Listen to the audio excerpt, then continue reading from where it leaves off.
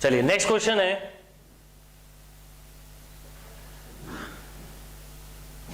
If 10th term of an AP is suppose 30 and 20 term of an AP is suppose 80, find 30th term। इसके कुछ direct shortcut भी होते हैं, कुछ standard question होते हैं वो भी करते हैं, पहले पर जनरल क्वेश्चन करते हैं। क्या बोला है, 10 term of an AP is 30, 20 term of an AP is 80। सबसे पहले हम समझे कि हमें बोला है फाइंड 30th टर्म, मतलब मुझे a प्लस 29d ये फाइंड करना है। अब हमारे पास there are two unknown, one is a, second is d। Two unknown है तो टू एडिशनल कंडीशन रिक्वायर्ड होगी, वो टू एडिशनल कंडीशन हमको दी हुई है। तो 10 टर्म मतलब हो गया a plus 9d this is 30, 20 term हो गया a plus 19d this is 80। अब ये दो इक्वेशन हो गई जैसे लीनियर इक्वेशन पढ़ा था एक्स वाई की, इसमें हम अगर इसको सेपरेट कर दें तो a से a कैंसिल हो जाएगा, minus 10d equal to minus 50, तो d इक्वल टू 5। इसको आप इक्वेशन 1 नाम दें, इसको 2 नाम दें। अब d की वैल्यू मुझे मिल गई 5, ये d की वैल्यू में फर्स्ट इक्वेशन या सेकंड किसी में भी रख लो। तो मान लो मैंने फर्स्ट इक्वेशन में रखी होती a plus 9d equal to 30 में, तो d कितना आया हमारा 5, तो a प्लस 9 5 जा 45 इक्वल टू 30, तो a इक्वल टू माइनस 15।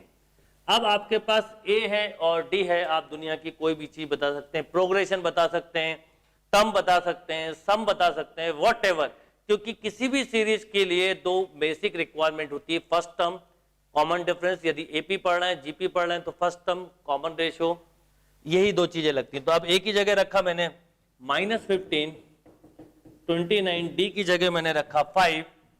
अब मैं अगर माइनस 15 29 5 जा करूं तो 290 का आधा, तो 290 का आधा मतलब 145, तो नेट आंसर इज 130। नोट करिए। One more question, if 15 term of an AP is 30, 30 term of an AP is 15, find 45 term, find 80 term, suppose ऐसा कुछ भी पूछा होता।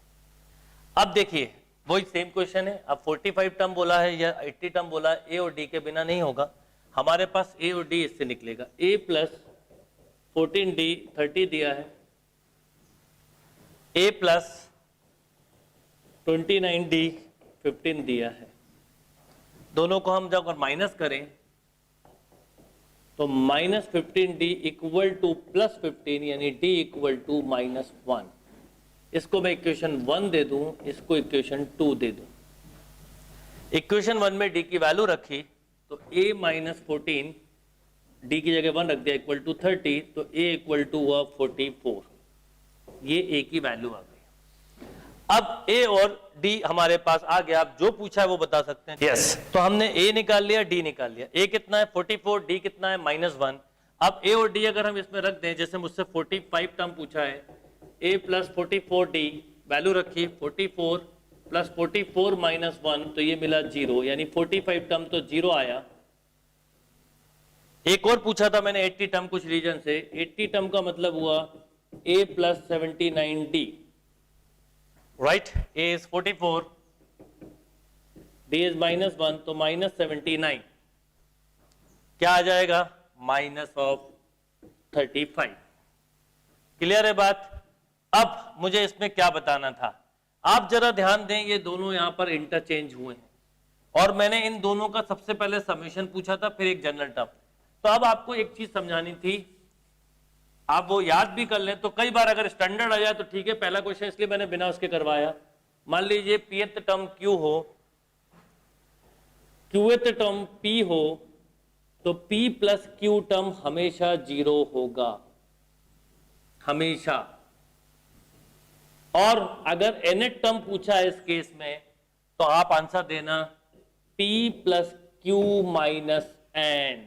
क्या देना, p plus q minus n। जैसे अब यहां पर 45 टर्म 0 आ गया, और 80 टर्म जब पूछा था तो p प्लस q करा, तो आपने करा 15 प्लस 30, 15 प्लस 30 इज 45, 45 माइनस 80 जब करोगे तो माइनस ऑफ 35। ये एक स्टैंडर्ड फॉर्म है, नोट कर लीजिए। इसमें कुछ और भी स्टैंडर्ड फॉर्म बनती है, पर हम पूरे क्वेश्चन को या टाइप को एक एक मेथड से करते जाएंगे, उसके बाद ही आगे बढ़ेंगे, जिससे आपको कहीं प्रॉब्लम ना हो।